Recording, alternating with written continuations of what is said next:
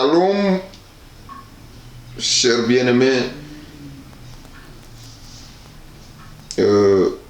Voici devant vous encore à cette opportunité. C'est vraiment pas un témoignage, mais nous voulons remercier ces bien-aimés qui sont en train de s'abonner à notre chaîne YouTube. Et avant d'y arriver, Tolugato Lobelo Moweza Momotuya. C'est moi statistique. Hein? Amen. Imaginez dans la chaîne YouTube et Sali 3 ans. Il y en a cours à 2 ans. Il y en a 12 abonnés. Donc c'est pour dire, il y en a cours à 2 ans, il y en a 12 personnes. Mais aussi longtemps, par exemple, toujours qu'il est moutoute, toujours le gars peut la promotion te. Mais toujours le gars total c'est important si ya maloba na Nzambe na milliers ya bana na Nzambe.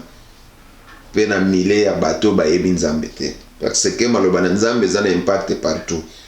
Donc ezo sunga mwana na Nzambe akola lisusu kati na bonzambe. Pe ezo kende kosunga oya yebi Nzambe te akangolama pe akota aya kosunga malolenge tuzo sunga. N'est-ce pas? Amen. Alors, imaginez par exemple, na compte Facebook, il y a Silul ou Papin Silul, tu as 1928 amis par exemple. Et na Facebook, il n'y a que la parole de Dieu. N'est-ce pas?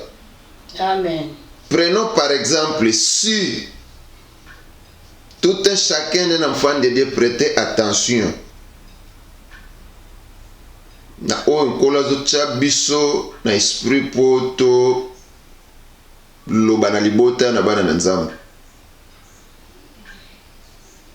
Je crois que tolinga tozala au moins na 1500 ou 1800 abonnés par exemple na Facebook, na YouTube.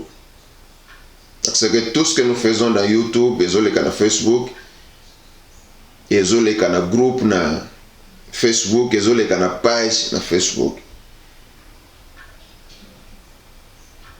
Voilà na YouTube, na Facebook. Donc, na 1928, si tout un chacun des enfants de Dieu prêtait attention à la parole de Dieu, de la manière dont nous le présentons. Peut-être YouTube a plus de 1800 abonnés.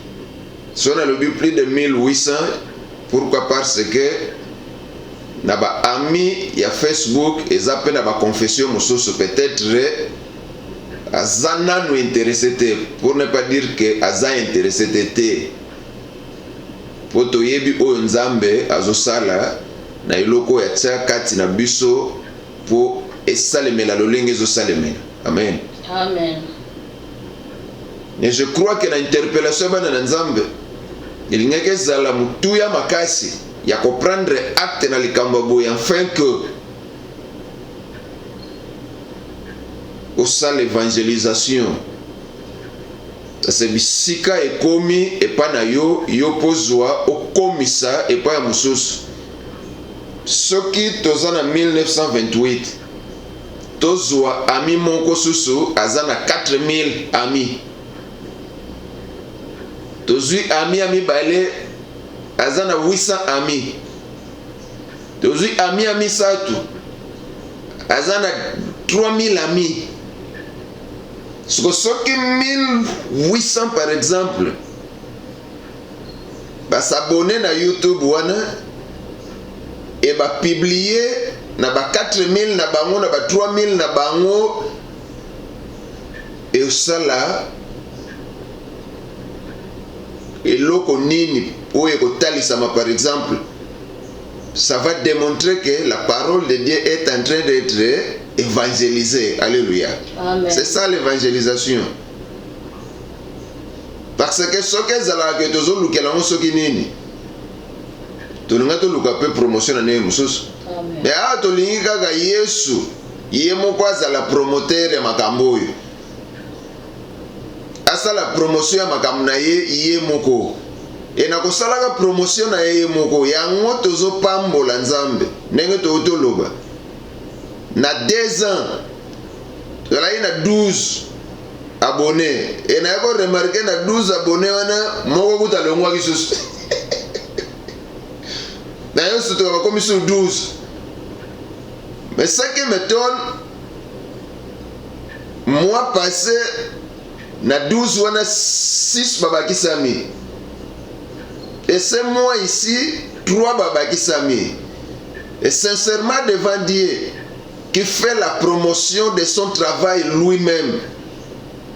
Ce qui confirme de ma part le travail dont nous faisons par rapport à ce qu'il nous met à cœur pour son peuple. Car neto lobaga, ce qui yo mutuana aux 8 ans, il y a qu'à cliquer na ko s'abonner. Ce n'est pas aussi toi, c'est le Saint-Esprit en toi. Maintenant, ce qu'on s'allie en haut, et ne laissez pas ça pour toi-même. Ici, nous soulignons que nous parlons sur base d'évangélisation. Nous avons 40 000 thés. Mais je sais que le Saint-Esprit peut faire au-delà. Il y a qu'à faire abonner 303 000 personnes. Alléluia. Amen. Mais, et ce mot, ezakaka na oyo moko wana oya nimayi ko tsamusabi pour s'abonner. Et tozolo bankolo pambola yo. Et tant on s'abonner, zalape na bolingo ya kotim na maloba wana parce que za maloba mutu te za maloba na bomoi. Tinda yango pe na baninga mususu. To loba awa. J'ai 1928 amis. Ce qu'on a 1928 amis, oh, chaque ami azape na ba ami na ye pour ne pas continuer au tel ba chiffre. Ce que soit sangisi mes amis et leurs amis. Vous avez chiffre ko pesa. Et ce que soit évangélisation oh ye kotiti na ba couche nyoso wana. Parce que vous aurez l'idée comment Dieu sera glorifié.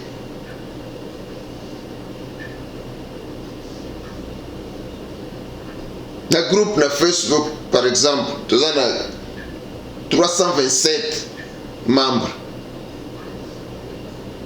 Oh, ces 327 membres, ceux qui sont 50 na bango, da s'abonner, bazape na ba ami na bango.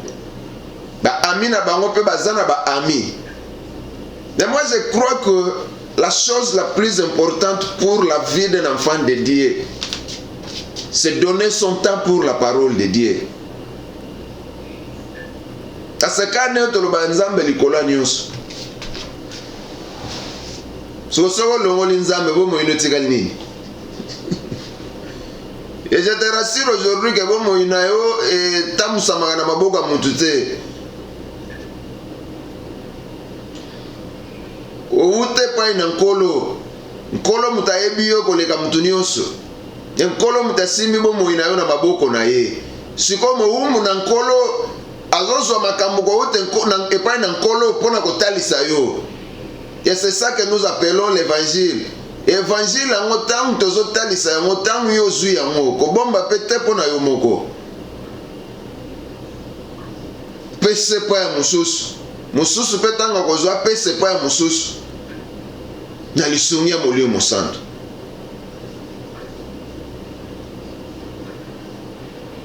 Zwa na page Facebook ya Conseil du Salut par exemple. Nous avons 336 personnes dans Oba Ema. Et nous avons 333 abonnés à la page. Sur ces 333, ceux qui ont 200 par exemple, dans s'abonner à YouTube, il y a Conseil du Salut. Peut pas publier. Vous imaginez, et là on est au ça. Vraiment encore une fois de plus, kolo a pambola ne ko mwasi to mobile. Ezaka te bino bobaki sami e pananga ezotalisa makambo Molimo Mosantu azosala kati na yo. E Molimo Mosantu suka na yo te. Ake na yo susu et pas ya ba oya yo.